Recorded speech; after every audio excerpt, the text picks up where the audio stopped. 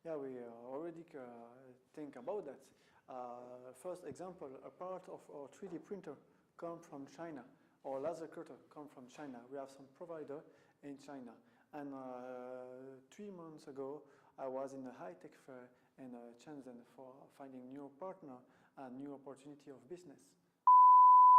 For me, that was a very, very good experience because I realized Chinese market love VR and AR, and that's an experience. We work on it, and we have a lot of knowledge about that. And we see there a huge market for us on this place. And I see a lot of VR experience. I see we can provide to the Chinese market our know-how and our technology to help them. My future plan is to find good people in China to establish a strong partnership to be able to work with China, because we are sure there is a possibility of working together. Mm-hmm. This application was an order from a client who asked us to make something to teach China to people in an easy way and in a funny way with small games. I come from the video game industry, and they say studying book is very sometimes boring, but if you use serious gaming, you can study and learn more faster and more easily. And we do some video games like that. I think it's a very big industry and there is a lot of opportunity. I received my first computer at the age of 5 and I made my first video game at the age of 7. At 18 I was working for Microsoft, and after I was sent to Singapore to make formations to team to make video games. And I realized when I was in Asia that there is a very big market in Asia for video games, bigger than in Europe. So, but I come back in Belgium for my family and for make a company in Belgium, but I want to continue to work with Asia. I realize video games is 3D, and 3D can be used in different kind of support, VR, screen, and when you make something in 3D, you can also use in 3D printing.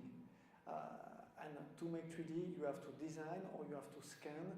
And during the years, I make all the tool chains and all the know-how to be able to do from the beginning to the end of the production of a game or a special application or use 3D for commercial, for funny, for museum.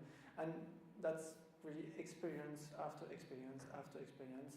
And finally, we find some shortcuts between different markets, because we see, oh, if I use that from this market to this one, that's a new way to proceed, but that's faster and cheaper, and this way we can do what we want. I think we have experience about video games, and we have different kind of experience about video games. It's perhaps something about cultures, but we have a lot of creativity, and we can provide that. Creativity and innovation and how to put that in place. Games or programs can be fun or not, depending of the gameplay you are going to put inside. This is not a question of programmation. This is a question of feeling. This is a question of know how I will make something that will be opposite people will enjoy. This is something that you cannot put that on the paper. That's probably know-how. The future.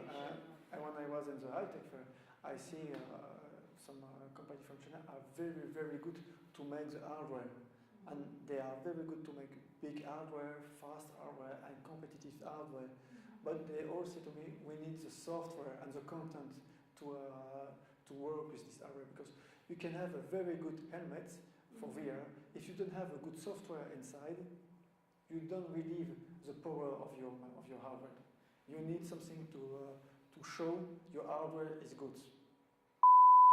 First make good contact, and after make some expertise, of know-how, and or make of way something, and some example of creativity, and perhaps some technology, and on the way we can order in China some hardware and make some custom hardware for our application, because some video game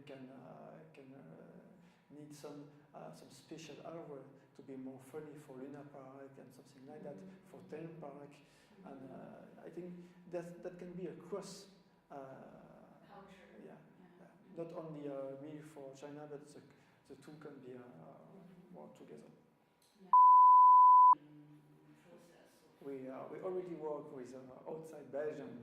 We put some recently we put some application in Lebanon, in Paris. I made a program for the Expo Universal of Shanghai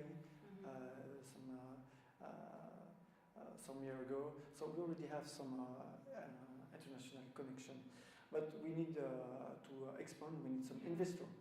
That's a question of money. We need some investor to grow and be able to send more commercial everywhere and allow people to know our works. We already have a good communication on social network, on video, on internet, you can see on the press. But we need to grow, and we need some contacts. Some people in place, and some people we can trust into these people to say to the guys, to the people, okay, we know a good company in Belgium who have the ability to do this work. We can make the link between you and this company. And I think this is the most difficult. That's the networking, the relation between people, and find the good people in the good country to start communication and contracts. First, find some good contacts to see how we can cooperate, on which market we can cooperate, what you already have in place, and what we can bring to you to complete your projects or to improve. And in other words, what you have in place and what you can bring to us to improve the market in Europe. So this is kind of your suggestion to, let's see, to the Chinese side or... It's really an exchange and see, find some people, find some company, take a look of what they do. That's really a question of networking and contract after. Yeah, for me the challenge. For me the challenge is not to produce, because we are able to produce, we have know. The challenge is to find the good people, because we know we can do the work. We have everything to do the work. We already have made a lot of work, a lot of experience and success into that. The more difficult part is the commercial part and the network part. It was very helpful because I start to some contacts with different companies, and I can see the state of the market.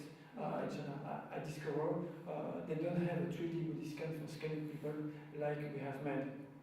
So they have some technology, but not the same as us. And I discovered there are a lot of VR application, a lot of VR hardware, but the VR content was not so good. And after that, I can make a report and say, okay, that's a good point, that's a bad point, that's how we can help them. And now I am in contact with some company, and we'll see in the future if we can provide them some software and if they can provide them some hardware for Europe. It's a little bit abstract, I know. Yeah, it's really abstract. But this is, because I'm just trying to understand how Europeans or European companies think about innovation as a definition or as a vision of development. For me, innovation is the problem with innovation. Innovation is when you find innovation, you are late because you need to find something after. And my company is always looking forward and forward and forward, and that's what I do.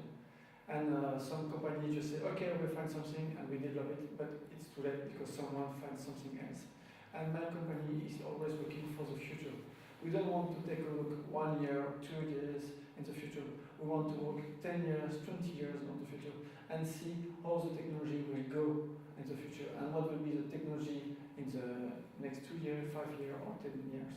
And we make some study about that. And we select the innovation in which we are going to make some money and make some research to be sure when that comes to the market, we are ready before the other. And when this is ready, we give that to a company and we go to another market and we start like that to be sure to be always the first on that.